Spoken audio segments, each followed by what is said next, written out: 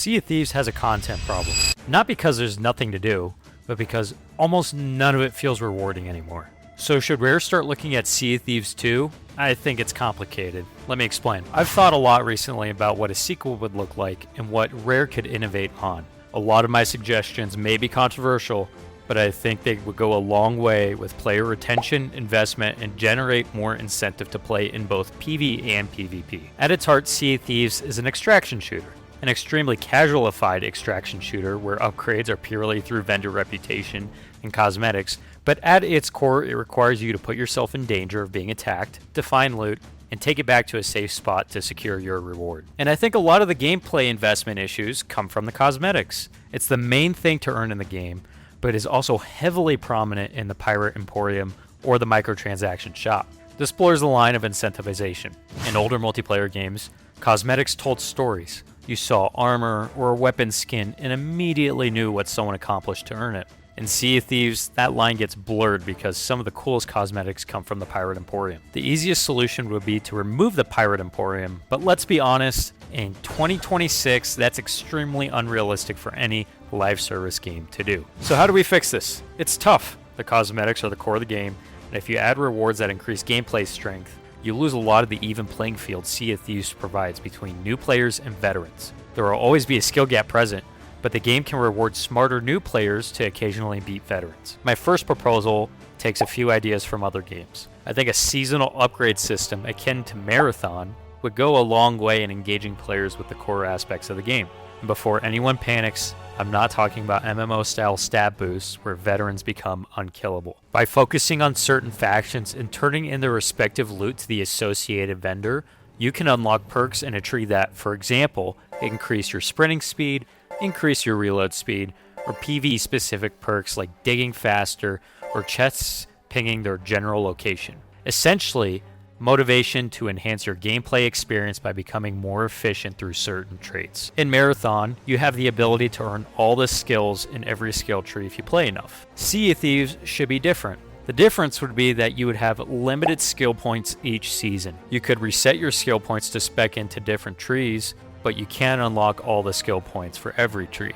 You essentially have to pick and choose based on your playstyle or what you want to accomplish. To ensure the playing field stays as even as possible, these perk upgrades would be a max of a 5% increase in speed, or being able to hold one extra throwable. Very minor upgrades that don't skew the playing field too much. If balanced properly, it would not completely crush players trying the game out for the first time. Yes, veterans would have an edge in some areas, but not so much so that they could go around stomping on everyone. In fact, new players could even be provided a base set of skill points that they can spec into in order to kind of keep that competitive edge on both sides. Additionally, a skill point reset every season would encourage players to come back to build their skill trees back up, and you could even have rotating perks in the skill trees every season to keep things fresh. This reset would help level the playing field at the start of each season, essentially putting everyone back at square one. Any perks can be earned from any faction reputation just by playing the game. Whether you prefer PvP or PvE, you can make progress toward unlocking skill points. I think it's important to keep the sandbox aspect of the game alive in that regard and not funnel players into a certain playstyle they may not prefer. Moving on, another addition that could be considered would be classes of ships. In my version of the sequel, we would keep the classic sloop, brigantine, and galleon, but each ship type would have multiple variants to spice up gameplay and strategy. Let's start with the heavyweight ship versions, which would come with extra armor and don't create tier 5 holes in the ship as often. The trade-off is that they move slower, both with and against the wind. Then there's the lightweight ship versions, which take more damage but come with extra sails to navigate the seas faster. And finally, the original ship versions we have now, which would serve as a middle ground between the lightweight and the heavyweight ship versions. These would serve to spice up gameplay and allow crews to select a ship type that suits what they want to do in their session. Again, these would be available for the sloop, brigantine, and galleon. These dynamic ways of playing would help limit hours-long ship chases around the map, which are all too common and extremely frustrating to deal with. Or if you want to go battle someone else, you know you have the equipment to do so. Finally, from a gameplay overhaul perspective, I would add a suite of weapons available to all players. Different types of swords, such as a cutlass or a heavy sword. You could also add bows, A crossbow even, maybe. While these may not fit one-to-one into the pirate theme, I think they offer more gameplay variety. Now obviously, some players would absolutely hate these changes, and honestly, I get it. The core of Sea of Thieves is great, and changes like these would fundamentally shift the game more toward an RPG.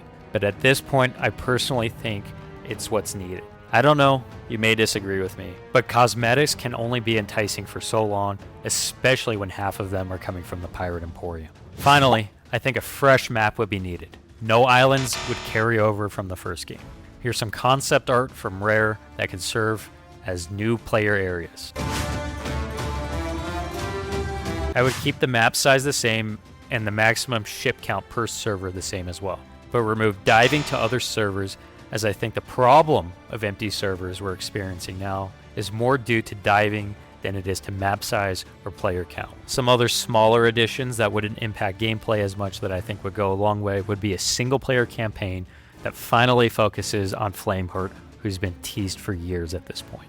The Tall Tales showed that Rare has the storytelling chops, so I think it's time to go all in on it. Have the campaign provide difficulty options as well, with unique cosmetics attached for completing it. Last but not least, bring back Arena. We can keep Hourglass, but bring back Arena. To this day, I don't think there's another game mode out there like it. While I may think these ideas sound good on paper, here's the catch. I don't think you need a sequel to implement them. For years, players have been clamoring for new ways to play, new things to play with, and most of all, new incentives. I think my suggestions solve just some of these problems, but they can all be implemented in the current game. These issues sit less with an old game, a game that still has plenty of potential, and they sit more with Rare's decisions, or lack thereof, the spaghetti code, and the schedule they force on themselves to keep a constant stream of updates. The updates lately have been lacking. There's no other way to go around it. They recycle content, they don't add anything meaningful to the game, and on top of it all, they come with a litany of bugs and problems. I don't know about you, but at this point, I wouldn't be opposed to fewer but more meaningful updates. They even hinted at this in one of their recent dev streams. It's really challenging to know that you're not able to put your best work out there because our initial ambition has to be scaled back. And I think we're not feeling good about what we've released. Our players are telling us they're not feeling good about what we've released. So, plus, we've all seen the "we've missed the mark" quotes. Rare is aware of it. One of my favorite games ever, Destiny, fell into this trap. What were once meaningful updates being pushed out, not forced by a calendar or schedule, turned into constant cycle of throwing content out to get players to continue to play the game. And guess what? Since those updates weren't meaningful or added anything to the core game, most people left and the game is now ending service. So to answer your question, no, we don't need a sequel. We just need better updates to the current game, even if they take a little longer to roll out. Even if you disagree with my suggestions in this video, I think this is something that we can all agree on. So Rare, I don't know if it's management or what, but I think we need to hit the brake a little bit and evaluate what's more important. The problem isn't that Sea of Thieves is old. The problem is that Rare stopped evolving the parts that matter.